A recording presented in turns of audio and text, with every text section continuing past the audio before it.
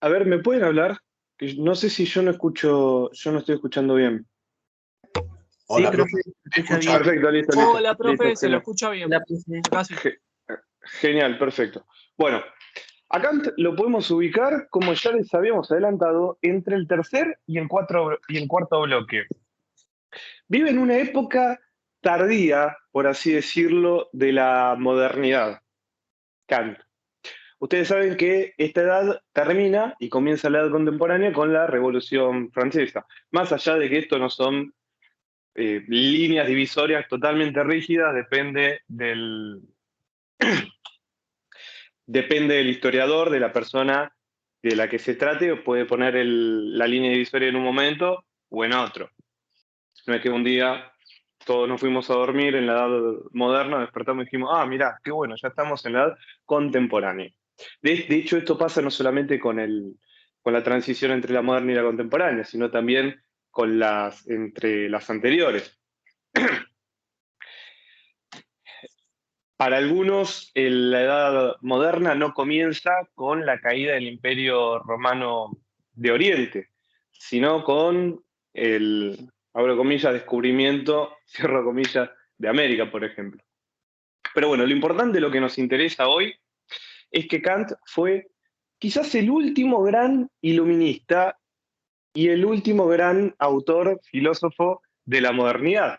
También se puede decir tranquilamente que fue el último gran contractualista. Normalmente uno no asocia a Kant tanto de buenas a primeras con el contractualismo, pero la realidad es que, como la mayoría de los autores que escribieron en materia de filosofía política de la época y del derecho, él seguía la corriente contractualista. Él adscribía a esta. Y esto lo vamos a ver ahora al final de la clase, como para terminar de redondear. Bueno, de cierta forma, Kant, la filosofía kantiana, sobre todo en materia de nociología, en filosofía del conocimiento, fue una suerte de síntesis. ¿Por qué? Porque incluye tanto elementos del empirismo como elementos... Todo el tiempo está apareciendo un cartel de que se empezó a grabar, pero una tras otra vez. Me está poniendo nervioso esto ya. Como Yo también elemento lo del... veo. Ah, sí, bueno. Como elementos del racionalismo.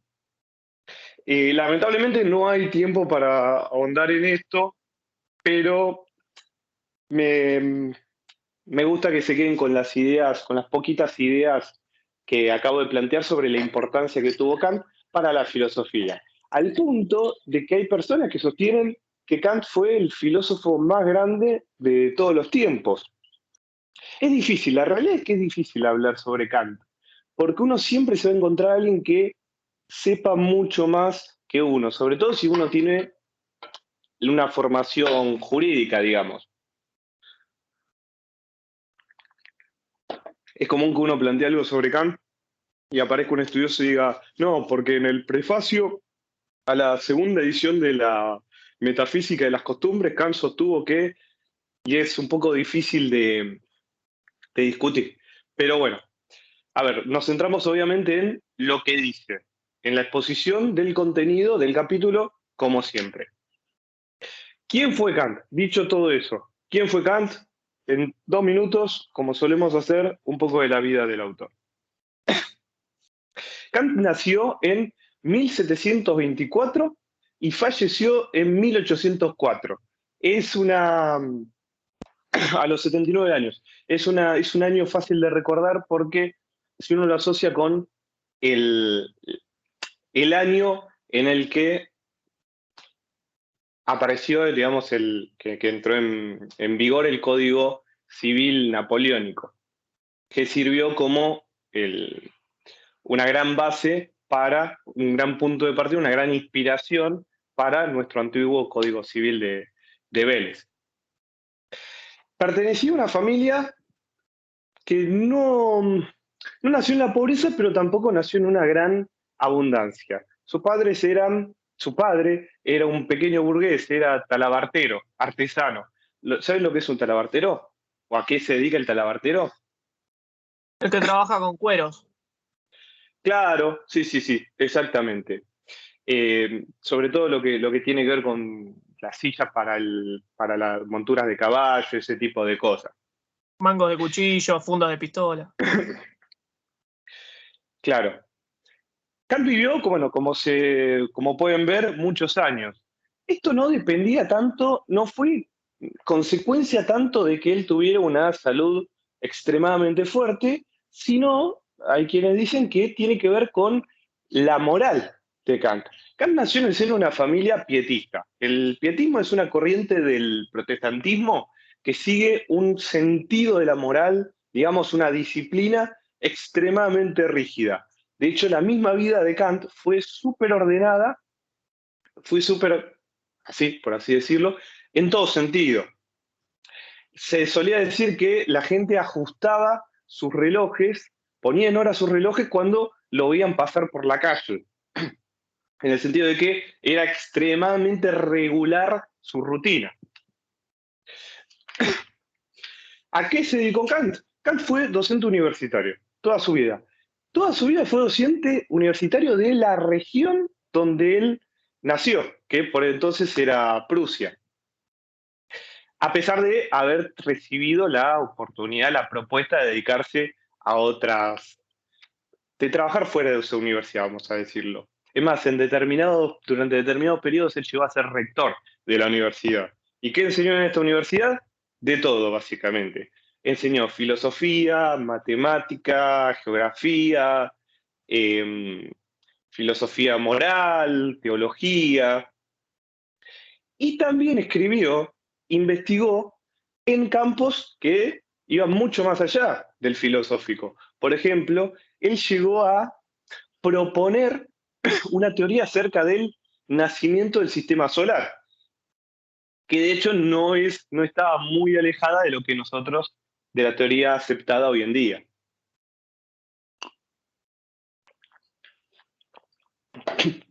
En síntesis, Kant era un polímata, era una persona que estudiaba y se especializaba en distintos campos del saber humano, vamos a decir. Kant fue pacifista, antimilitarista, si bien él obviamente compartía las ideas de los principios de las revoluciones burguesas, no compartía, por ejemplo, los excesos en cuanto a violencia de la Revolución Francesa, por ejemplo, precisamente por lo pacifista que era. ¿Cuáles son las obras más importantes de Kant? En primer lugar, las tres críticas. La crítica de la razón pura, que es sobre nociología, donde él presenta esta versión superadora del empirismo y del racionalismo, una de las obras, si no la obra de filosofía del conocimiento más importante de todos los tiempos. La crítica de la razón práctica, que es sobre ética, y la crítica del juicio, que es sobre estética. La estética es otra rama de la filosofía. Esta es la tercera crítica menos célebre de todas, si se quiere. Después también una obra muy importante que ustedes la tienen citada en el capítulo del libro es la fundamentación de la metafísica de las costumbres. Teoría y praxis, que también la tienen citada en el libro. Y sobre la paz perpetua, que nos va a hablar sobre derecho internacional público, que también lo tienen esta vez hacia el final del capítulo. No es un capítulo extremadamente extenso.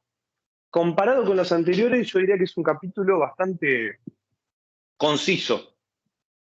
Pero bueno, es verdad que quizás Kant presenta cierta complejidad que algunos de los autores anteriores no presentaban.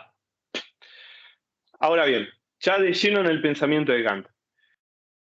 Vamos a comenzar hablando sobre la ética kantiana. Algunas cuestiones esenciales sobre esto. El principio fundamental de la ética de Kant es la voluntad buena. Consiste en que un acto es moral cuando de sus motivaciones se excluyen todas las que no tengan que ver con la idea de deber. ¿Qué significa esto? Y esto es súper importante, así que ya vayan prestando atención. Una regla es moral si es un fin en sí misma. Y si, como les comentaba recién, de sus motivaciones se excluyen, o sea, si dentro de sus motivaciones no hay nada más que la idea de deber. Cuando yo hago algo porque yo sé que debo hacerlo y por nada más, ese es un acto moral para Kant. Si alguien me pide algo, por ejemplo, que a mí no me gusta hacer, y yo, por ejemplo, si es mi amigo, sé que tengo que ayudarlo y ese valor del apoyo en la amistad es un valor moral, es algo, cumplirlo es moralmente, o acatarlo es moralmente correcto. Entonces, quizás eso que me está pidiendo la otra persona, que necesita mi ayuda, a mí no me gusta hacerlo, pero yo sé que debo hacerlo y entonces lo hago. Como yo solamente lo estoy haciendo por deber, cómo de las motivaciones que yo tengo para realizar ese acto se excluyen, se quitan, no existen otras que no tengan que ver con esta idea de que yo moralmente tengo que hacerlo, ese es verdaderamente un acto moral. Si, por ejemplo, y este claramente es un ejemplo cotidiano, tonto, un amigo me pide ayuda porque no sé, le falta una persona para armar su equipo de fútbol. Y a mí me gusta mucho jugar al fútbol. Entonces le digo, bueno, dale, vamos. Yo estoy cumpliendo con lo que mi amigo me está pidiendo, ¿sí? No lo estoy traicionando, no estoy girando la mirada para otro lado, yo lo estoy ayudando, pero lo estoy ayudando haciendo algo que a mí me gusta. Kant diría que esto no es exactamente un acto moral, porque un acto moral es algo que se hace siguiendo la idea de que uno debe hacerlo y excluyendo toda otra motivación. Cuando hablo de Kant, yo normalmente hago un breve relato, una breve exposición de el dilema del tranvía. ¿Alguien conoce el dilema del tranvía? No. Bueno, la dificultad de la virtualidad es que no tengo un pizarrón para dibujar, para exponer mis habilidades en materia de artes plásticas. Pero el planteo es muy simple. Es muy simple y lo voy a hacer igual porque considero que es importante. Un tren va por una vía, ¿sí? Lógicamente que es por donde van los trenes. Y sobre esa vía, más adelante, un cierto trayecto más adelante, en el sentido hacia el cual está yendo el tren, hay atadas 5 personas, ¿sí? Yo estoy dentro de la locomotora del tren. Yo no puedo frenar el tren, solamente la única palanca que funciona es la palanca que le sirve al tren para girar y agarrar otra vía, ¿sí? Y en esta otra vía hay una sola persona atada. La pregunta es entonces, bueno, dejo que las cosas sigan su curso, ¿sí? No intervengo en la situación y el tren termina matando a las 5 personas que están más adelante en la vía en la cual está yendo el tren, o activo el mecanismo y decido la muerte de la otra persona, la que está en la otra vía, en la bifurcación. Porque bueno, le estoy causando la muerte a alguien que no moriría si yo no interviniese, pero digo, a ver, 5 muertes contra una muerte, 5 menos 1, 4, me estoy ahorrando 4 muertes, o sea, estoy salvando 4 vidas. ¿Qué hago? Ahora les explico por qué es este planteo. ¿Qué está eligiendo? ¿El mal menor, doctor? Claro. Bueno, exactamente a eso iba. Muy bien, Eduardo. ¿Por qué? Yo les dije que para Kant, con su planteo Kant, lo que hace es oponerse al utilitarismo de los ingleses. ¿Qué nos dice el utilitarismo? El utilitarismo no se fija en la acción en sí, como sí hace Kant, sino que se fija en el resultado. Entonces, ¿cuál es la pauta que siguen los utilitaristas? Es que lo moralmente correcto es lo que asegura la mayor felicidad para el mayor número de personas. Es un cálculo utilitario. Un utilitarista, dentro de esta situación, dentro de este escenario hipotético, ¿qué haría entonces? Si buscan el mayor bien para el mayor número de personas. Gira el tren y atropella Claro, a uno solo. gira el tren, decide, determina, causa la muerte de una persona que no moriría y así salva a las otras 5. Entonces, al final de cuentas, el resultado, el cálculo le da que murieron 4 personas menos, ¿sí? De las que de otra forma habrían muerto. Kant, con su moral, no se va a fijar en el resultado, sino que se va a fijar en la acción en sí. Y Kant va a proponer entonces el imperativo categórico. ¿Qué es el imperativo categórico? Es la esencia de la moral kantiana. Es imperativo, Kant con esto nos va a decir que los mandatos morales son imperativos categóricos. Son imperativos porque es algo que impera, es algo que manda, nos dice qué tenemos que hacer. Y es categórico porque es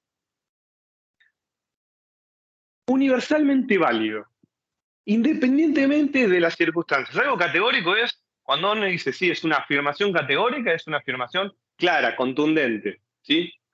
Invariable, sí.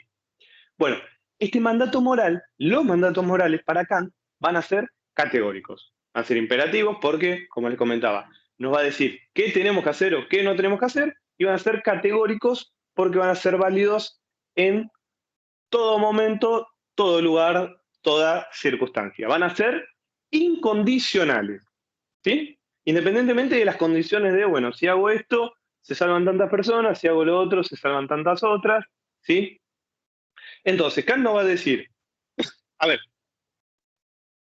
¿vos activaste el tren para el tren que está a punto de matar a esas 5 personas? No, yo la verdad a mí me encerraron acá.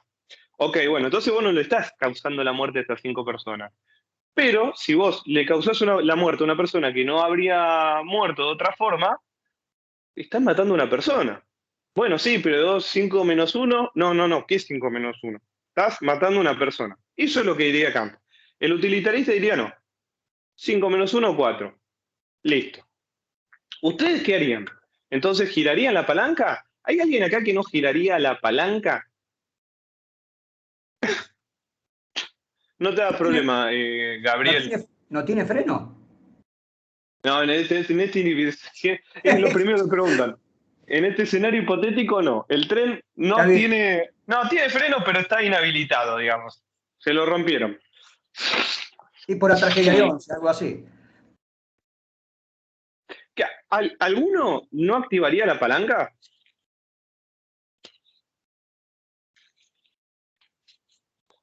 Yo depende de quién sería. Por ejemplo, profe, si el que está solo es un nene, atropello a los 5. Claro, bueno, este escenario hipotético, en este escenario hipotético son 5 personas con las mismas características y desconocidas. ¿Sí? Ese es el tema. Uno tiene que, para hacer estos planteos y que sean efectivos, tiene que suprimir la mayor cantidad de circunstancias posibles. Es una decisión u otra, ceteris paribus, digamos. Ceteris paribus en el sentido de todas las otras circunstancias permanecen iguales. Ahora, yo les hago otra pregunta antes de continuar. ¿Ustedes prefieren entonces tomar una decisión que lleve a la muerte de una persona, pero que salve más cantidad de vidas, ¿cierto? Sí. En ese sentido son utilitaristas. Bueno, ok. Entonces les propongo otra situación. Yo soy médico, ¿sí? Viene una persona al hospital sintiéndose mal. Lo analizo, lo estudio, sé que lo veo, sé qué es lo que es, y sé que se puede curar. Es algo muy leve lo que tiene. Ahora, yo tengo la posibilidad de causarle la muerte a esta persona, que de otra forma ya le digo que sobreviviría, incluso si se va del hospital, seguiría viviendo sin ningún problema, no tiene nada grave, pero yo tengo 5 personas que si no reciben una donación de órganos, van a morir. Una necesita un corazón, otra necesita pulmones, otro necesita el hígado. Entonces yo tengo la posibilidad de matar a esta persona, causarle la muerte a esta persona, activar la palanca, ¿sí? Y salvar la vida de las otras 5. Yo digo, bueno, a ver, matar a una persona inocente como la que estaba atada, como todas las que estaban atadas al tren, está mal. Ahora, siguiendo el criterio que me proponen ustedes, siendo utilitarista, yo tendría que causarle la muerte a la persona para salvar a las otras. De vuelta, en este escenario hipotético, si no reciben los órganos ya en ese momento, morirían las otras personas. Ahora, ¿ustedes estarían de acuerdo con esto? No, profesor, porque No, es homicidio eso. Ahora, una consulta, ¿por qué en vez de un paciente al azar no agarra un familiar suyo, el médico? Porque teóricamente están sanos. No, Y si en vez de eso dono yo mis órganos para no matar a nadie, tipo. no, bueno, así no es el escenario. Jesucristo. Está muy bien que seas tan altruista, pero así no es el escenario. Bueno, como verán, esto plantea cuestiones muy interesantes, ¿sí? Pero lamentablemente no las podemos seguir abordando en este momento porque tenemos que avanzar. Es la gran discusión entre deontologismo, sería la postura kantiana, y utilitarismo. ¿Y esto por qué es importante? Porque es necesario, sobre todo para alguien que estudia derecho, y porque se supone que el derecho tiene que ser justo. Entre un derecho justo y un derecho injusto, a ver, ya vamos a ver que para cierta corriente de pensamiento muy importante no existe algo así como el derecho injusto, porque el derecho injusto es como contradictorio. Pero entre una legislación justa y una legislación injusta, o sea, entre una legislación moralmente correcta y una legislación moralmente reprochable, nosotros vamos a preferir la justa, la que se adecúa a nuestros valores morales como sociedad. Con lo cual, todas estas discusiones van a entrar en juego. Por ejemplo, no sé, una ley que permite derribar un avión lleno de gente inocente, lanzarlo un misil, matar a todos para evitar que ese avión choque contra un edificio, por ejemplo. Cosas que existen en la realidad y son muy, pero muy interesantes, aunque como les digo, no podemos abordar eso en este momento. Vamos a pasar ahora a la...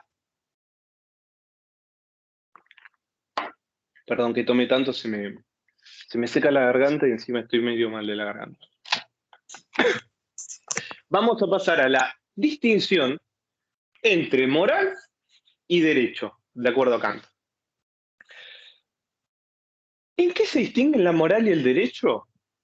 No se distinguen en cuanto a su contenido. Esto es lo que lleva a muchos a pensar que Kant fue un ius positivista. Ya vamos a ver por qué. Pero lo importante, lo que ustedes tienen que saber ahora, es que la moral y el derecho no se diferencian por el contenido de sus mandatos. La moral me puede decir matar a un inocente está mal, el derecho me puede decir matar a un inocente está mal. No importa cuáles son las reglas, las pautas, las imposiciones, los mandatos, los preceptos, ¿sí? Las normas morales o normas jurídicas en sí. No importa el contenido, importa la cuestión de la motivación. Una regla, ¿cuándo una acción era moral para Kant? De acuerdo a lo que comenté hace unos minutos. ¿Alguien me lo puede repetir con sus palabras? Que no debe existir deber. ¿Cómo? Que no debe existir la idea de deber, de tener que hacer algo, del deber, ¿Eso en qué caso? el de la buena voluntad. No, a ver, todo lo contrario. Una acción. Capaz yo no fui claro. Una acción es moral cuando yo la realizo siguiendo únicamente la idea de deber. Yo la hago porque sé que debo hacerla, no por nada más. no porque me gusta, como en el ejemplo de mi amigo al que ayudo a jugar a la pelota, para ayudar a completar el equipo, ni por otra razón. Yo la realizo porque sé que debo hacerlo. Y solo por eso. Esa es una acción verdaderamente moral. Capaz es lo que quisiste comentar igual y yo te interpreté mal ahora, o capaz yo lo había explicado mal antes. Para Kant lo que le importa no, es la acción y no el resultado en este caso, ¿no? Sí, siempre es la acción. Sí, Claro. sí, sí. Y está dentro de la motivación. Claro, es que una acción va a depender, la circunstancia de que una acción sea moral o no, va a depender precisamente de la motivación. ¿Eso Claro. está claro, María?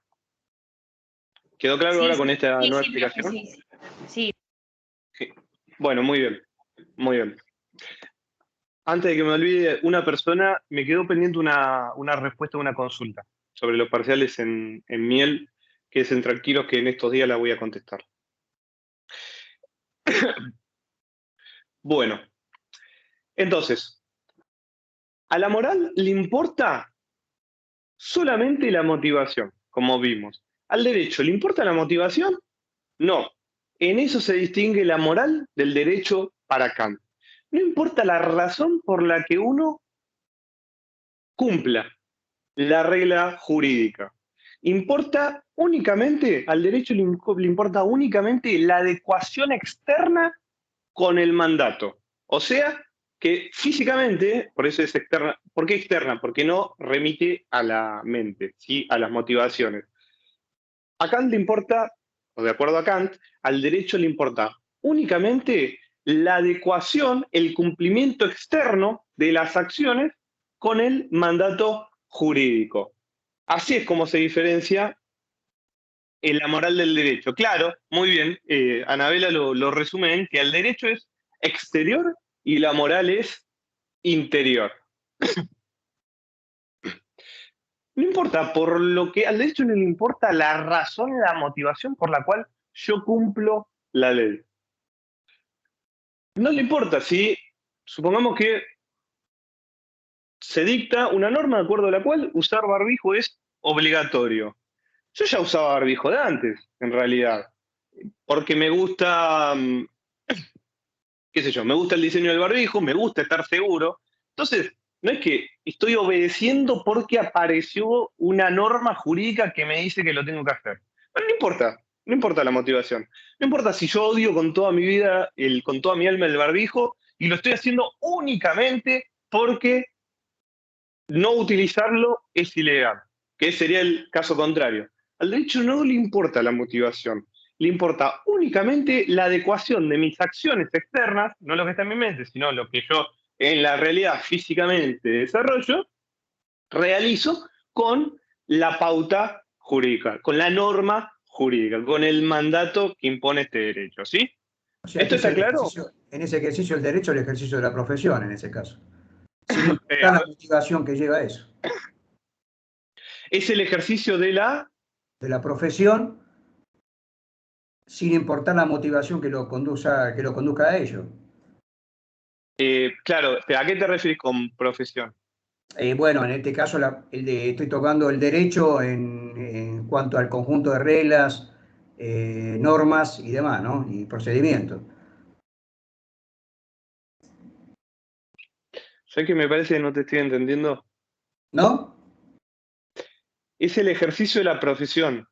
A ver si está bien lo que digo. Pero, Para el derecho no importa la motivación, sí, sino claro, al derecho. a ver si lo decimos de otra manera, la conducta en el ejercicio de la profesión, quizás. Por ejemplo, de un abogado para un caso determinado, sin importar la motivación que lo lleve a ello. Claro, es así. Al derecho le importa la conducta en sí.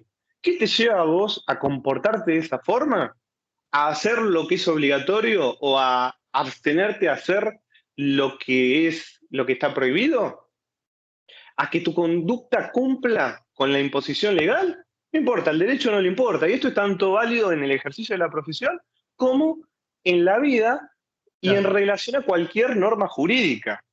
Sí, sí. Es así, al derecho, como decís, como bien decís, le importa la conducta en sí, no tus razones para comportarte de esa forma. Si vos cumpliste la ley, sea porque te encanta hacer eso, sea porque esta acción que es obligatoria vos la aborrecés, pero lo haces porque es lo único legal y no hacerlo está prohibido, no importa. Al derecho le importa la conducta exterior o externa, mientras que a la moral las motivaciones, ¿sí? Después, ¿cuál es el mandato moral? ¿Cuál es el mandato jurídico? No hace la distinción, esa es una cuestión que no hace la distinción entre la moral y el derecho para Kant, ¿sí? Tanto la moral como el derecho nos pueden decir que mandato negativo, la prohibición. Nos pueden decir que matar a otro está mal, matar a otro es ilegal. O nos pueden decir, usar barbijo para cuidar a los demás es moralmente correcto, o nos puede decir el derecho, usar barbijo es obligatorio. No importa el contenido, no importa el mandato en sí, la acción que nosotros tengamos que desarrollar para adecuarnos a ese precepto. Lo que importa es la cuestión de la motivación. Si la motivación importa, estamos hablando de moral. Si la motivación no importa, estamos hablando de derecho. Y esto viene acompañado de otra cuestión, que es que solamente al derecho le importa, mejor dicho, solamente el derecho tiene la facultad de coacción. ¿Qué es la coacción? Es el uso de la fuerza. Como al derecho le importa la conducta, o sea, el desarrollo de de nuestras acciones externas, sin importar lo que sucede en nuestra mente, al derecho le va a asistir también la facultad de ejercer la fuerza, imprimir fuerza para modificar esa acción ilegal, ¿sí? Esa acción que no se corresponde con sus mandatos. Si alguien está haciendo algo ilegal, si alguien está desarrollando una conducta que está prohibida, por ejemplo, independientemente de por qué lo está haciendo, de vuelta, el derecho no le importan las motivaciones, a este derecho le asiste la facultad de aplicar fuerza para terminar con eso, ¿sí? Si una persona, por ejemplo, siendo el primer ejemplo, y está intentando quitarle la vida a otras, al derecho le asiste la fuerza. Después, ¿cómo se utilizará? Es algo que se va a debatir, pero al derecho le asiste la facultad de utilizar la coacción, la fuerza, mientras que a la moral no. A la moral no le corresponde la fuerza para modificar la motivación de una persona. Vos no podés modificar, vimos que a la moral le importan las motivaciones. Si esa motivación lleva a que la acción no se corresponda con una acción moralmente correcta, con una acción moral, a la moral esto no le, o mejor dicho, en relación a esto la moral no va a poder ejercer la fuerza, porque no se puede modificar los pensamientos de otra persona, ¿sí? Mientras que al derecho sí le asiste la facultad de... Profe, esto es exclusivamente para Kant, porque, o sea, en la ley sabemos que hay motivaciones cuando se comete un delito, por ejemplo, no es lo mismo por ahí la defensa propia que un asesinato a sangre fría. Sí, pero incluso va más, esto que vos comentás es así, pero se aplica a una escala más general todavía. Hay delitos que tienen su forma culposa y otros que no. Claro, son dolosos. Hay veces que yo, por ejemplo, si mato a alguien sin querer, igual es ilegal esto. Sí. Ahora, hay muchísimos otros delitos que requieren dolo, necesariamente. Entonces, al derecho, a nuestro ordenamiento jurídico, a nuestro derecho, entendido como sistema de legislación, sí le importa la motivación. Esto no se correspondería con lo que plantea Kant. Está bien lo que vos decís. Claro. Bueno, entonces, para redondear, ¿qué es el derecho? El derecho va a ser el conjunto de condiciones por las cuales el arbitrio de cada uno puede armonizarse con el arbitrio de los demás. Según una ley... ¿Podría repetir, profesor? Sí. Es el la digo completa si lo van a escribir. Es el conjunto de las condiciones por las cuales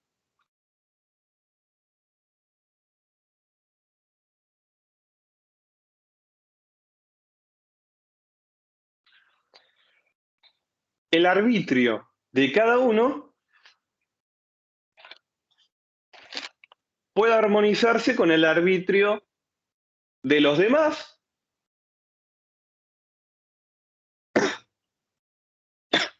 siguiendo una ley universal de libertad. ¿Qué significa esto? Esto significa la versión más en criollo, por así decirlo, la versión simplificada, es que el derecho es el conjunto de condiciones que permiten armonizar mi libertad con la de los demás. Ahí arbitrio está utilizado como sinónimo de libertad. Pero para evitar esa, por la última parte de la definición de según una ley universal de libertad, para no repetir la libertad, se usó la palabra arbitrio, pero arbitrio es libertad en este caso.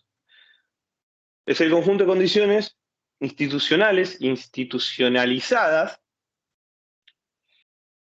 en la sociedad que permiten armonizar, compatibilizar mi libertad con la de los demás.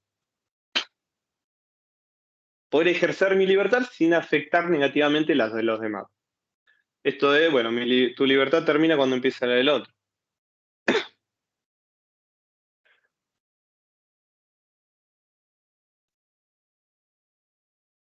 Ahora, ¿qué sucede si yo utilizo la libertad para restringir o limitar, obstaculizar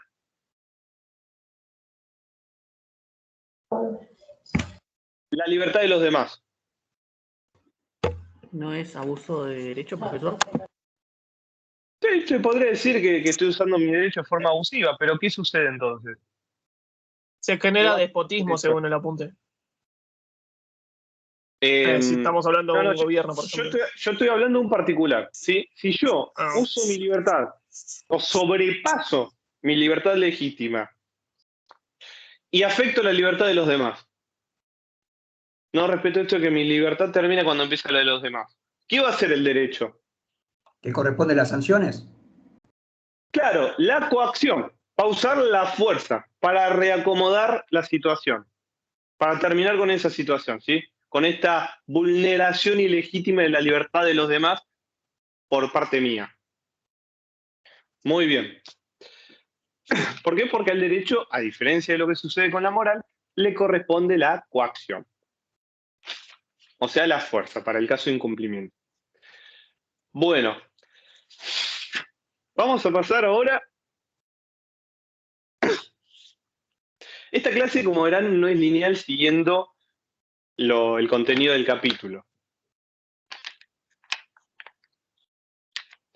Vamos a entrar ahora a los principios del Estado de Derecho, ¿sí? Entonces, vamos al principio del capítulo 9 del libro. Ustedes van a leer en el primer acápite del capítulo, van a leer como título El Estado como Estado de Derecho. Y este capítulo les va a contar que Kant va a proponer 3 principios del Estado de Derecho. Estos 3 principios,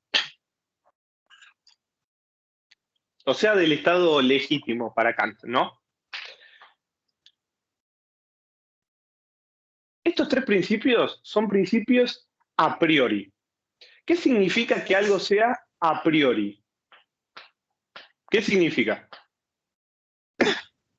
Que no se tiene una respuesta desde la ciencia. Que no surge desde la experiencia. Claro, exactamente. Algo a priori es algo que no surge de la experiencia, sino que es previo a la experiencia. En el sentido algo a priori siempre en el sentido kantiano, ¿no? Otro autor lo puede utilizar de otra forma. Mientras que algo a posteriori de la experiencia es algo, bueno, posterior precisamente a esta experiencia.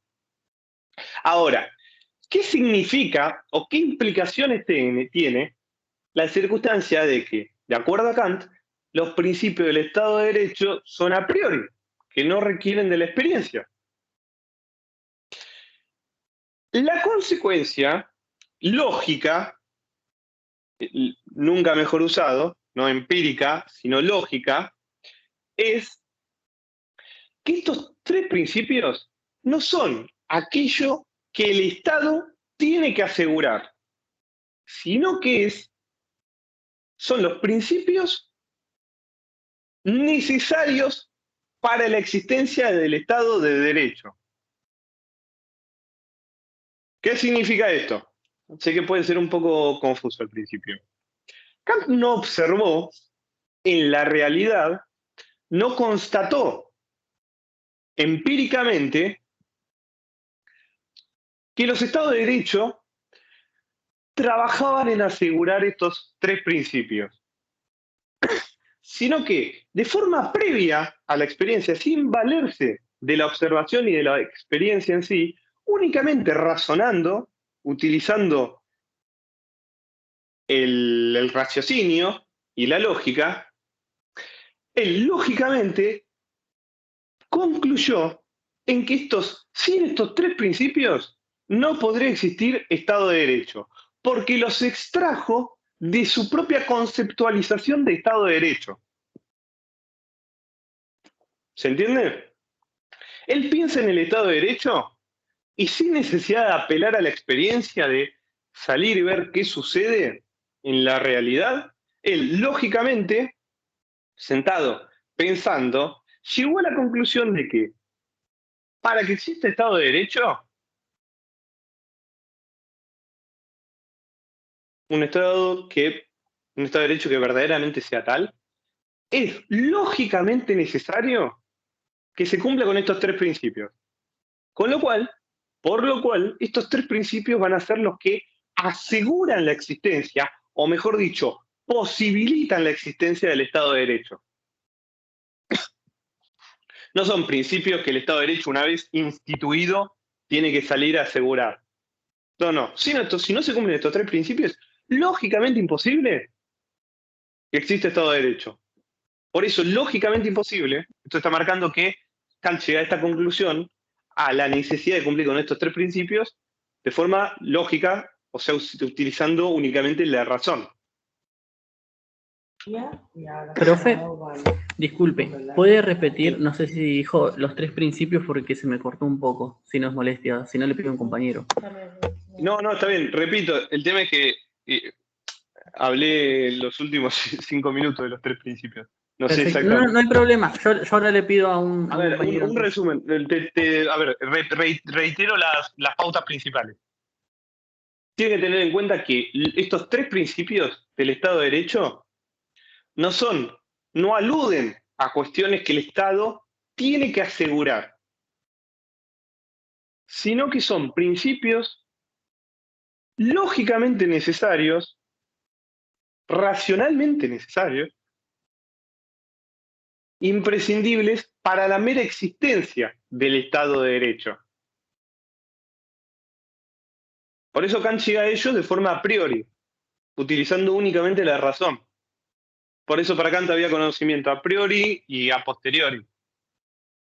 Como les comentaba, viene a ser una suerte de síntesis de la filosofía del conocimiento europea, el empirismo en Inglaterra, en Europa continental el racionalismo. Esta síntesis viene a ser esta síntesis de la modernidad. Doctor, discúlpeme, la misma pregunta que el compañero. ¿Usted había mencionado los tres principios antes? ¿Cómo? ¿Había mencionado los tres principios del Estado? No. Ah, capaz el compañero se refería a eso. No mencioné cuáles eran. Claro, exacto. Perfecto. No, está bien. Profe, ¿los principios qué son? ¿La libertad, la igualdad y la autonomía? ¿Esos son los tres principios? Sí, ya vamos a hablar de eso. Quiero asegurarme nomás de que se entendió la naturaleza de estos tres principios, que son a priori. ¿Por qué son a priori? Sí, está claro para mí. Genial. No es que Kant no va a decir, bueno, el Estado tiene que asegurar la autonomía de los ciudadanos. No, va a decir, si no existe autonomía de los ciudadanos, es imposible, es lógicamente imposible que ese Estado sea un Estado de Derecho. ¿Se entiende? Bueno, avanzamos. Bueno, ahora sí, ¿cuáles son estos tres principios? Como el compañero Ariel comentó, la libertad como hombres, acá Kant y el capítulo se refiere como, o sea, no hombre masculino necesariamente.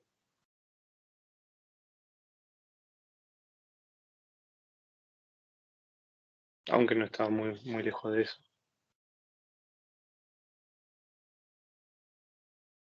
La igualdad en tanto súbditos y la autonomía como ciudadanos.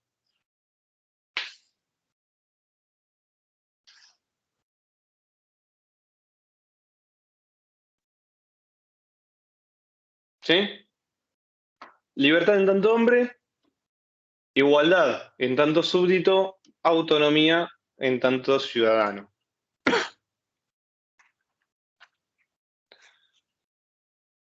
Bueno, vamos a hablar rápidamente de cada uno. La libertad, el principio de libertad tiene que ver con algo que comentaba Karim, y en esencia significa, o alude, consiste en que nadie me puede decir a mí cómo ser libre. Nadie me puede imponer a mí su propio criterio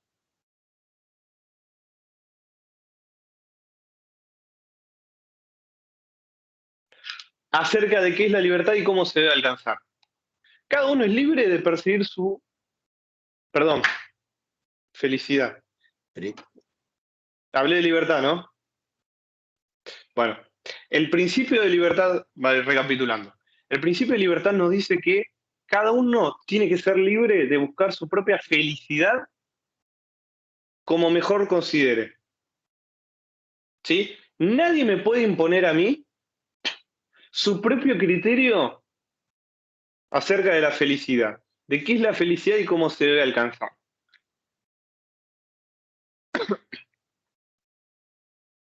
Siempre que esta libertad no perjudique a otros, ¿no? A un tercero, ¿no? Sí, eso siempre.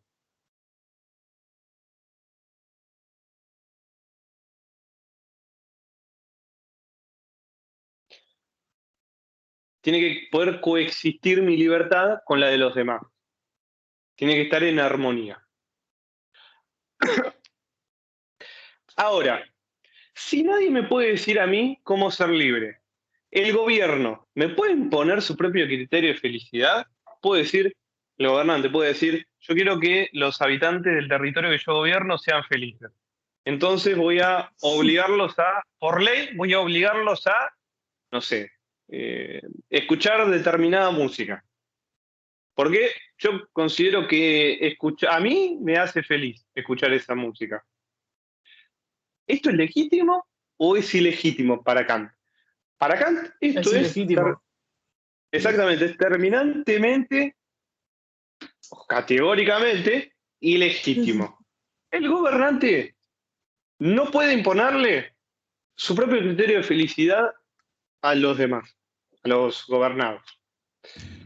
Como nadie, Ya que en particular, se vuelve un gobierno despótico, ¿no? Claro, exactamente. Sí, exactamente. Sí. Digo, poner un ejemplo medio tonto, pero. Como bien comenta Anabela, como bien comentó Karim ya hace unos cuantos minutos, cuando estamos hablando de otro tema, pero está bien igual que lo haya comentado, el gobernante que pretende imponer su propio criterio acerca de la felicidad a los gobernados se torna déspota. ¿Por qué? Porque el gobernante tiene que dejar que cada uno sea libre como le plazca. Ahora, ¿cómo se expresa el gobierno? Los mandatos de la autoridad política se instrumentalizan a través de leyes. Sí, una ley. Si yo como gobernante, sea que ejecutivo o legislativo, ¿no? En general, si yo como gobernante no puedo dictar una ley, para imponer un criterio, mi propio criterio de felicidad a los gobernados, a los particulares. ¿El objetivo del derecho puede ser la felicidad?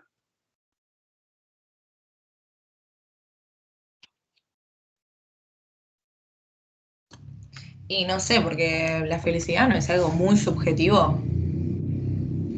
Claro, precisamente por eso. El objetivo del gobernante, porque como comentamos, el gobernante que pone su criterio de felicidad a los gobernados se torna déspota.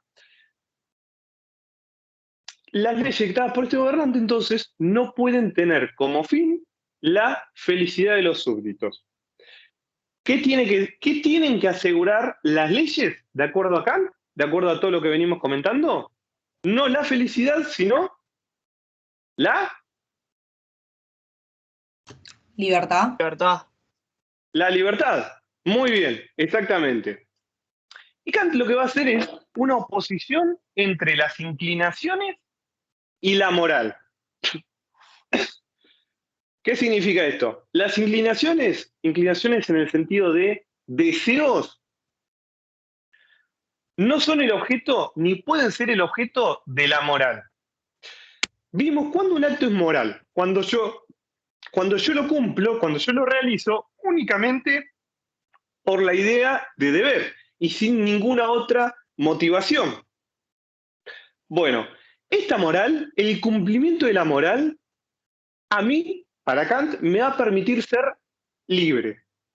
La moral lleva a la libertad, mientras que la satisfacción de los propios deseos o inclinaciones, en un sentido más filosófico, lleva a la felicidad. La total satisfacción de los deseos lleva a la felicidad, mientras que el cumplimiento, el vivir de acuerdo al deber, o sea, el vivir de acuerdo a la moral, lleva a la libertad. ¿Por qué? Porque esta contraposición entre la felicidad y la libertad que hace Kant. Precisamente porque la felicidad es, como comentaba, la satisfacción de los propios deseos o inclinaciones. Y si yo vivo para satisfacer todas mis inclinaciones, en definitiva termino siendo esclavo de ellas. Entonces termino perdiendo mi libertad. Esto es algo que puede sonar un poco contraintuitivo, de hecho es algo con lo cual, por ejemplo, Aristóteles estaría terminantemente en contra, porque pensaba que el objeto, el fin, la finalidad de la moral era apuntar a la libertad, a la felicidad, el logro de la felicidad de los individuos. Bueno, Kant, como les comento, va a plantear todo lo contrario. Yo soy libre cuando no actúo satisfaciendo mis propios deseos o inclinaciones, sino que actúo únicamente de acuerdo a la idea del deber. ¿Sí? ¿Alguna duda con respecto a esto?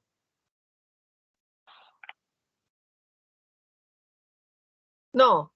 Consulta, profe. ¿Podemos decir entonces que la libertad en este concepto sería como subjetiva? Perdón, la felicidad sería subjetiva y la libertad sería objetiva, porque una depende de la ley y la otra depende de lo que uno quiere hacer, digamos, de los placeres. Sí. Sí, se puede decir tranquilamente. Se puede decir tranquilamente. De acuerdo acá, ¿no? Siempre. Sí. Ahora, ¿cuál es el sentido práctico de esta prohibición para el soberano, para el gobernante, de imponer su propio criterio de felicidad? El sentido práctico que tiene esto es que, a ver, si en la práctica nosotros acordamos que el fin del gobierno, que el fin de la autoridad política, de la autoridad pública es la felicidad de los individuos, bastaría con que estos habitantes estén descontentos o no sean felices para alentar un golpe de Estado. Porque el gobierno no estaría una revolución, porque el gobierno no estaría satisfaciendo el fin para el cual fue instaurado. ¿Sí? Si la finalidad del gobierno fuera la felicidad, el hecho de que los ciudadanos no sean felices podría desencadenar en una revolución. Ahora, otra cuestión, ya para terminar este principio, así vamos avanzando, que es si no se está haciendo un poquito tarde, que igual no falta tanto, no se preocupen, pero vamos avanzando, es, también hay que tener en cuenta que esta libertad también alude a la libertad de pensamiento de los demás, ¿sí? Pensamiento, opiniones, actitudes, van a leer en el libro.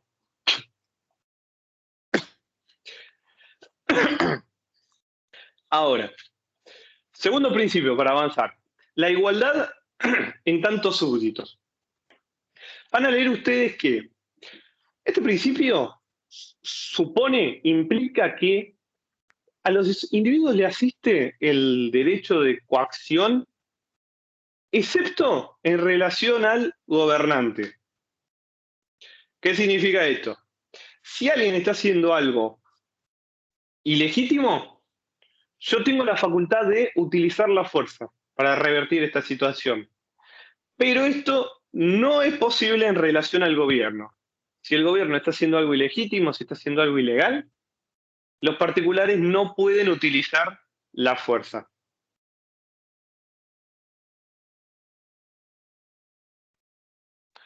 ¿Por qué igualdad entonces? Porque entre sí los particulares somos todos iguales, en este sentido.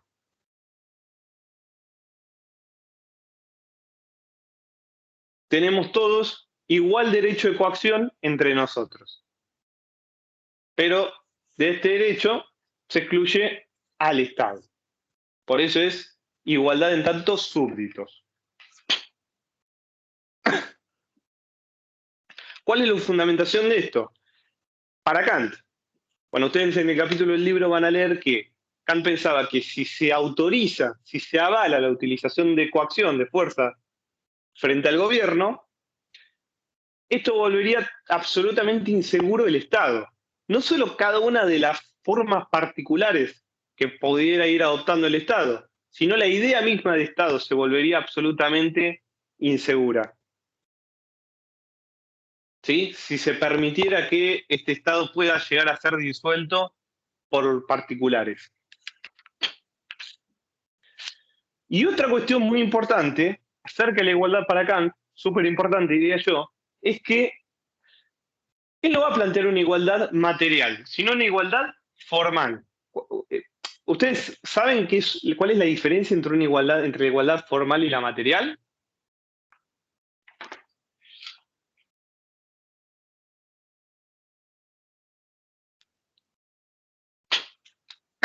Esto puede que lo hayan estudiado en Introducción al Derecho, quizás no. Aunque ¿Eso lo que está diciendo habla sobre el principio de igualdad que propone Kant? Sí, estamos hablando del principio de igualdad. Ah, pero Mi no pregunta sé. es, ¿cuál es la diferencia entre la igualdad formal y la material? Así en sentido general, no piensen que es algo propio de Kant. Que la materia sería lo que lo llevamos a la práctica. Sí. Podría ser expresado así. ¿Y la formal? ¿Qué sería? Y la idea general, digamos. Sí, pero es una idea que se plantea en la legislación. Es la igualdad ante la ley. La Claro, igualdad formal es la igualdad ante la ley. claro. ¿Sí? Consiste en que yo, por haber nacido en una determinada familia, en una determinada clase social, en un determinado sector de la sociedad, tengo frente a la ley iguales derechos que alguien que nació en circunstancias completamente distintas. Es igualdad ante la ley, es igualdad de derechos reconocidos por la legislación, ¿sí? Esa sería la formal. Esa sería la formal, exactamente. La igualdad material tiene un poco que ver con lo que comentaba el compañero, es la igualdad en cuanto a, la igualdad de la realidad, vamos a decir. Es la igualdad en cuanto a recursos. Es la igualdad concreta. Un ejemplo de esto. La ley puede decirme, bueno, a ver, cada uno, todos los habitantes de la nación son libres de vivir donde deseen, ¿sí? Siempre y cuando no cometan un delito, no afecten la libertad de los demás. Por ejemplo, un ejemplo de legislación que no respeta la igualdad formal, la igualdad ante la ley, podría decir, a ver, las personas que nacen en determinada casta de la sociedad solamente van a poder vivir en ese distrito. ¿Sí? En cambio, las personas que nacen de la nobleza, de esta alta casta, van a poder elegir vivir en cualquier lugar. Ahí no se estaría respetando la igualdad ante la ley, porque la misma ley declara algunos derechos más amplios, o mejor dicho, algunos derechos en relación a unas personas de una forma más amplia que los que les otorga a otras personas. ¿Me siguen? Eso tenía que ver, doctor, quizá en la Sí. época con el tema de la posesión de las tierras en manos de unos pocos con respecto a lo demás, que no se respetaba, por ejemplo, el derecho a propiedad. ¿Se entiende Mira, claro, puede ser que en el fondo esté correcto lo que estás diciendo. Yo elijo usar ejemplos un poquito más simples como el que comentaba recién. Sí, Lo importante es, una legislación que no respeta la igualdad formal nos va a decir, por ejemplo, que las personas que nacen en la nobleza, que tienen sangre azul, por decirlo de alguna forma, tienen derechos que otras personas no tienen. Ejemplo, solamente pueden votar, solamente pueden ejercer derechos políticos los que nacen en determinadas familias pertenecientes a la nobleza. Y todos los demás individuos no tienen derechos políticos. En ese caso, los integrantes de la nobleza, frente a la ley, no están en las mismas circunstancias, en la misma situación, en las mismas condiciones que los que no pertenecen a esta clase. ¿Sí? No se estaría respetando la igualdad ante la ley. No se estaría respetando la igualdad formal. Claro, para Kant, porque la igualdad se decía igualdad también entre propietarios, pero Kant no solo considera propietario, digamos, al noble o a la persona que tiene propiedades físicas, sino... Disculpa, Karim. Vamos a entrar en el tema de los propietarios en el próximo principio. ¿Sí? Estoy adelantándome hoy. Está bien. Sí. Sí, pero para ir de forma prolija. Ahora, una legislación que busque alcanzar la igualdad material o que tienda a la igualdad material es, por ejemplo, una legislación que asegura que en la realidad las distintas personas logren de la misma cantidad de recursos para vivir. ¿Se entiende? Por ejemplo, una ley que siga un principio social, ¿sí? Que siga que tenga un espíritu social y que busque asegurar condiciones materiales de vida mínimas para toda la población, sería una ley que tiene como fin la igualdad material. ¿Se entiende esto que estoy comentando? A ver, la ley puede decir todos los individuos del país, todos los habitantes, sin distinción, sin existencia de prerrogativas, de títulos de nobleza, todos son iguales ante la ley. Por ejemplo, todos pueden vivir donde les plazca.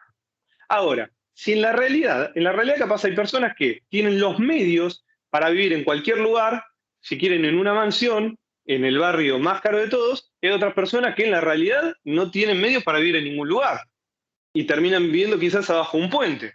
Ahora, ante la ley son exactamente iguales y ellos también tienen derecho a vivir en una mansión. Solamente que en la realidad, materialmente, por eso igualdad material, materialmente no tienen esa posibilidad. Bueno, ahora, lo que plantea Kant, que es lo más importante que ustedes tienen que saber, es la igualdad formal, la igualdad ante la ley. Esto, sobre todo si uno piensa en ejemplos como la persona que vive debajo de un puente, puede sonar quizás un poco insuficiente hoy en día, pero la realidad era que Kant nació y vivió en una Prusia donde todavía existían los títulos de nobleza. Alguien por pertenecer a cierto estamento de la sociedad, de por sí frente a la ley, tenía derechos que otras personas no. ¿Sí? Bueno. Entonces, Kant se queda únicamente en la igualdad formal, la igualdad ante la ley. Continuamos. El tercer principio es el de la autonomía en tantos ciudadanos.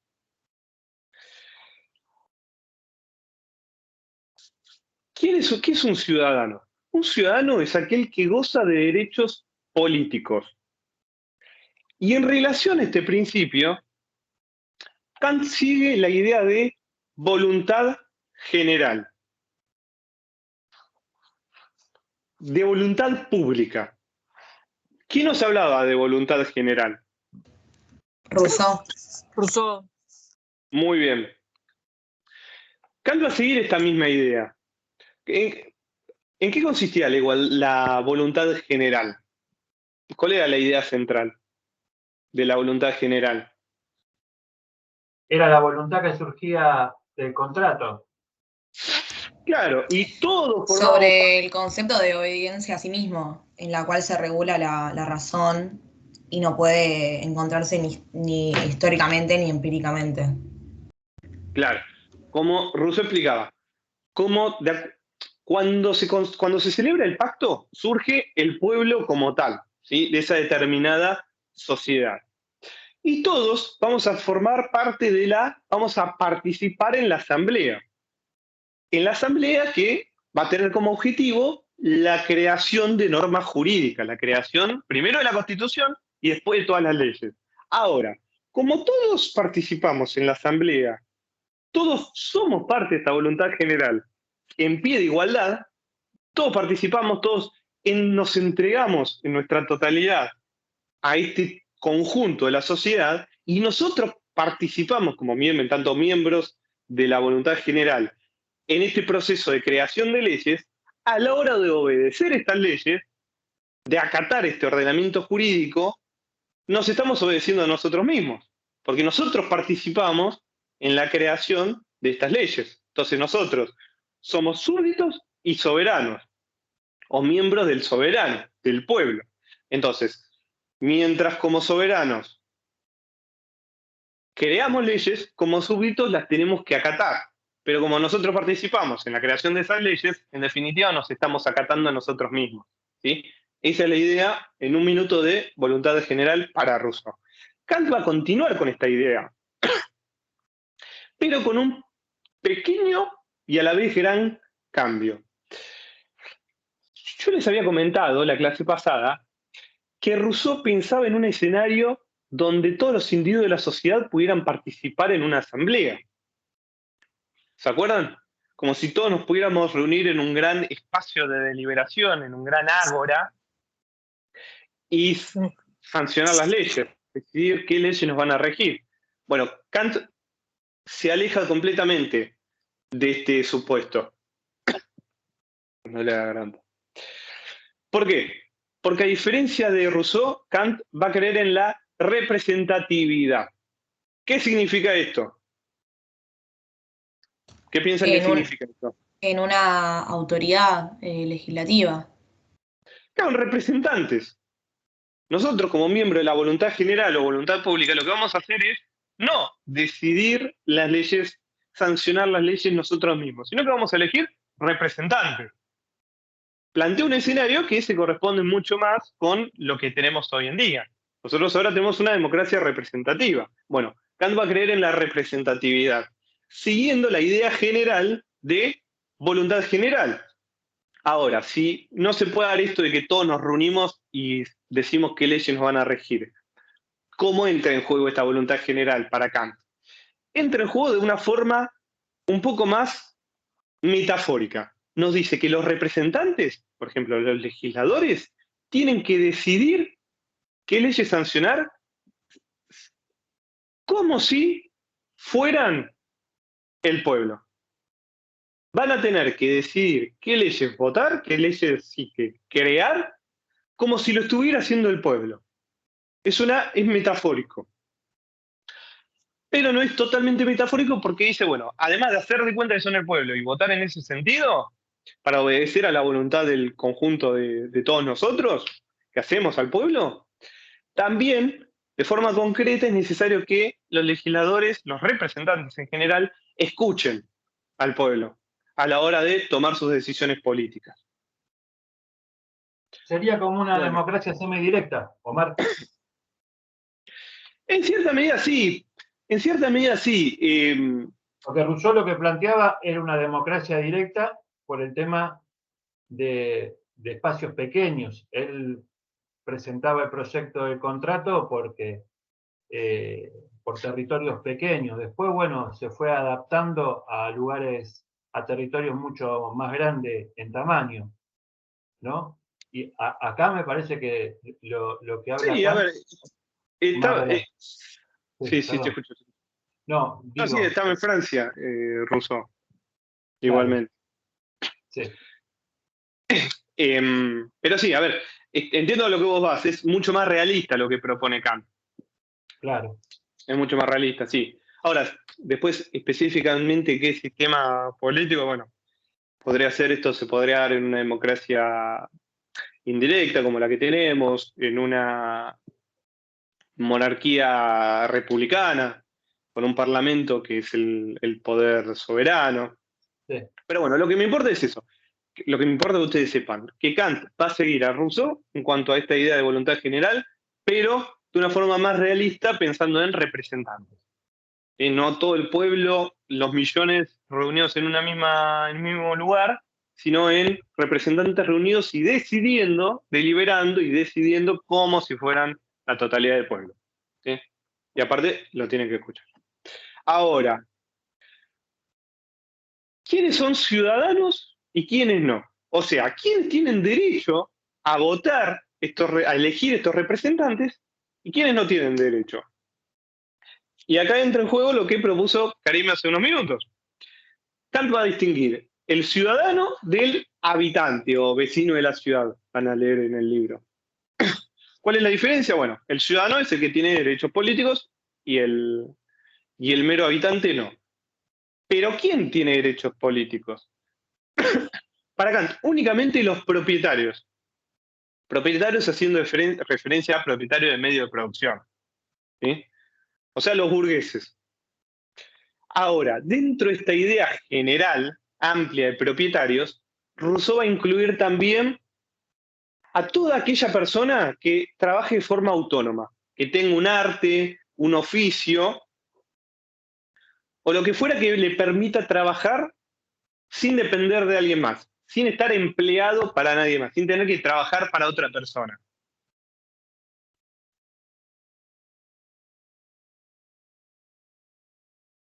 Entonces, resumiendo, el ciudadano, el que tiene derecho a voto para Kant es el propietario, el medio de producción, y toda aquella otra persona que trabaje de forma autónoma.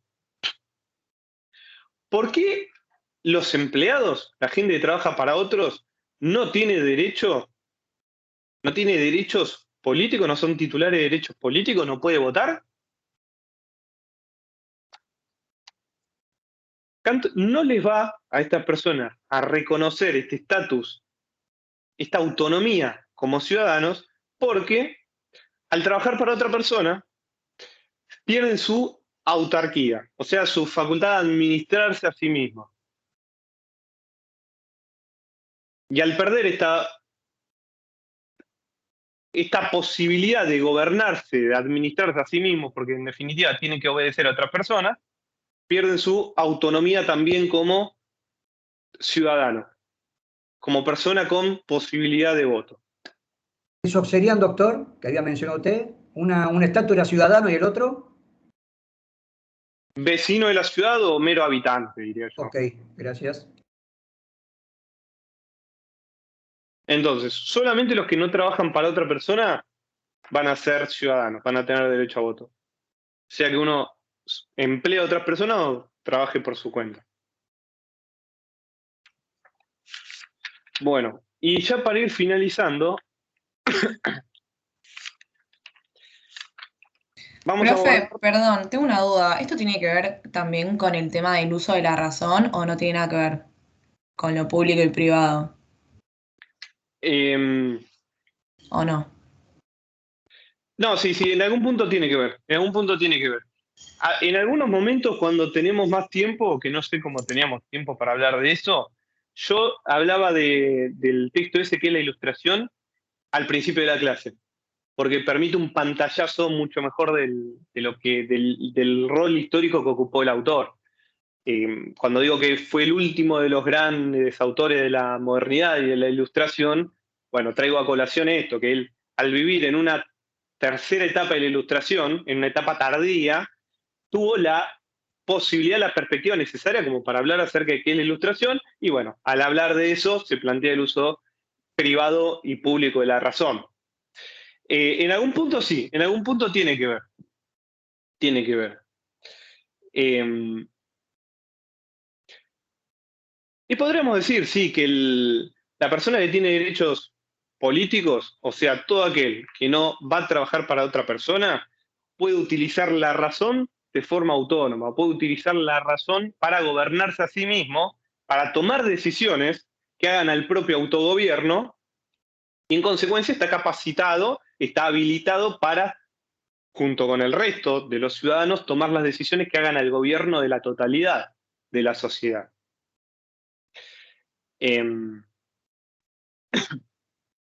También el Kant es importante el rol que juega el concepto de la crítica en ese texto, más que nada. Cuando uno ejerce un rol público, cuando uno cumple su trabajo en el ámbito de la sociedad, uno tiene que dedicar su razón a el cumplimiento específicamente de ese rol. Ahora, en su vida privada, que de hecho es... Perdón, a ver, no quiero avancemos, ¿sí? Porque si no, si yo empiezo a hablar de eso, es súper interesante, pero si no, van a ser las 11:30, vamos a seguir acá. Bueno, abordamos el tema ya entramos en la cuestión del derecho internacional. Este tema Kant lo proponen sobre la paz perpetua, así se llama la obra. Y es un libro sobre derecho internacional, pero derecho internacional público. O sea, las relaciones entre los estados, básicamente.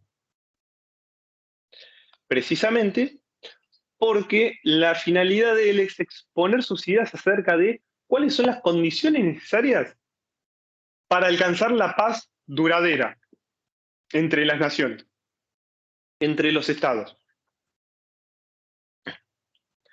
¿Y cuál van a ser en concreto, o sea, concretamente, las condiciones que, de acuerdo a Kant, van a permitir alcanzar una paz perpetua, la paz duradera, la paz eterna entre las distintas naciones? Van a ser tres requisitos. Para que exista paz necesariamente, los distintos estados tienen que tener una constitución republicana. O sea, una constitución que obedezca estos principios en materia política que plantea el autor acerca de la representatividad y la división de poderes.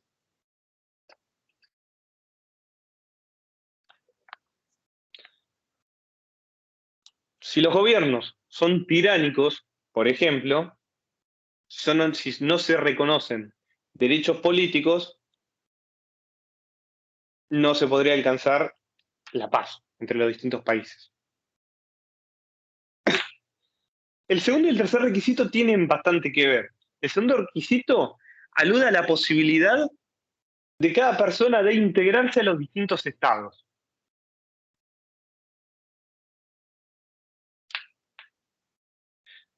No se debe prohibir a los inmigrantes la posibilidad de, bueno, entrar en nuestro país, esto en general, ¿no? Entrar en nuestro país y formar parte de nuestra sociedad.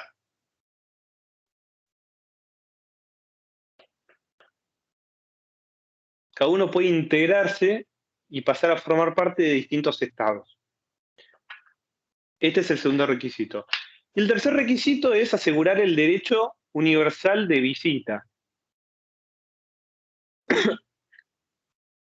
No se tiene que restringir la posibilidad de circulación, de acceso, de llegada a los distintos países. Independientemente de que la persona no quiera formar parte de nuestro país, pero que nos quiera visitar, se tiene que permitir.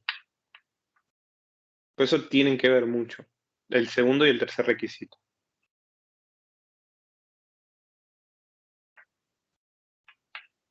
Doctor, Sí, te iba a preguntar, para no interrumpirlo, ¿la posibilidad de integración a cada Estado sería lo que sería hoy el Mercosur, quizá? em, ¿Una idea así? no, no llegamos a ese punto todavía. Lo que planteas es súper interesante, pero tiene que ver con lo que estoy a punto de decir. Adelanté. Bueno, gracias. Sí. Em, Esto en relación a los particulares. El primer requisito, y con esto respondo a la idea que plantea acá la pregunta que hace en el chat Lautaro. El primero de los requisitos es que los estados tengan constituciones republicanas, ¿sí? El segundo requisito es que los distintos países permitan que otras personas integren el suyo, que permitan la inmigración. Ah, ya entiendo a lo que ibas, ¿sabes? Y sí, está bien. Y el tercero de los requisitos es que se permita el derecho de visita universal.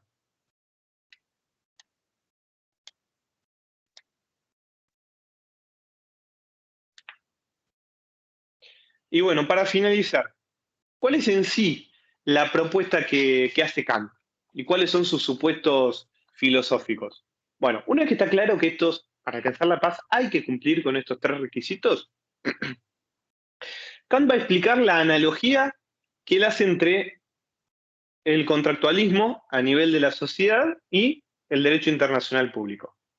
Kant piensa, como todo contractualista, que para asegurar efectivamente la paz, para asegurar un escenario pacífico, es necesario salir del estado de naturaleza y celebrar el pacto. Que distintos individuos libres e iguales acuerden la institución, la constitución de una autoridad superior, de un gobierno. ¿Por qué? Porque esa es la mejor forma de asegurar el cumplimiento, el respeto de sus derechos. Con distintos matices, esto es lo que plantean todos los contractualistas, ¿sí? Para asegurar el respeto de todos los derechos de los individuos es necesario celebrar el pacto, porque el estado de naturaleza tiene algunos elementos indeseables. Para ninguno de los autores es del todo pacífico desde principio a fin el estado de naturaleza. Si no, no propondrían modificar ese estado. Entonces, con los distintos matices que vimos, por ejemplo, entre Hobbes y Locke, la realidad es que todo contractualista piensa que el estado de naturaleza no es un estado ideal, en última instancia. Hobbes diría que no es ideal porque básicamente es una guerra de todos contra todos, y Locke diría que no es ideal porque si bien se puede vivir en comunidad, se puede vivir en sociedad, nos falta un juez imparcial, existen ciertos irracionales que afectan los derechos de los demás. Bueno, esta misma idea de que los individuos tienen que pactar para celebrar este pacto para la instauración de un gobierno común, Kant lo va a trasladar, lo va a traspolar al derecho internacional. Y nos va a decir que los estados, hasta tanto no exista una autoridad común, un gobierno mundial, viven en una suerte de estado de naturaleza, a una escala inmensa, ¿no? Pero un estado de naturaleza al fin. Y para asegurar la paz efectiva, completa y eterna, es necesario la celebración de un pacto y la instauración de un gobierno internacional. Esto de autoridades internacionales puede tener que ver con lo que plantea el compañero. Y van a leer en el libro que se hay ciertas alusiones a la Sociedad de Naciones y luego a la Organización de las Naciones Unidas, ¿no?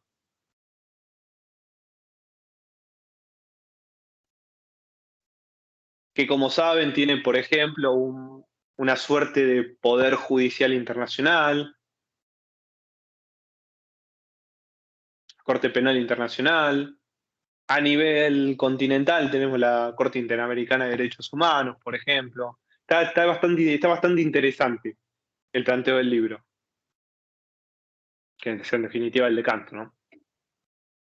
Ahora, ustedes van a leer también que Kant entiende que existe cierto peligro en que de un día para el otro, de forma intempestiva, se pase de un estado de naturaleza completo, donde no hay ningún tipo de autoridad internacional, ningún tipo de entidad internacional, política, a un gobierno mundial.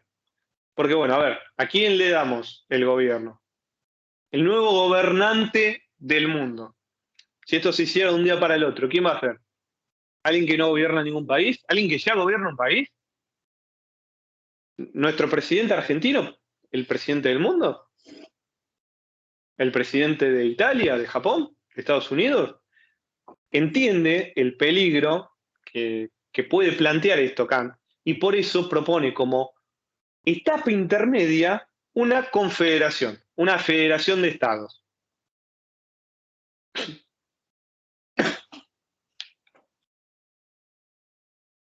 Que es algo que va más en línea con los organismos internacionales de naturaleza política que tenemos hoy en día, ¿no? No existe un gran presidente.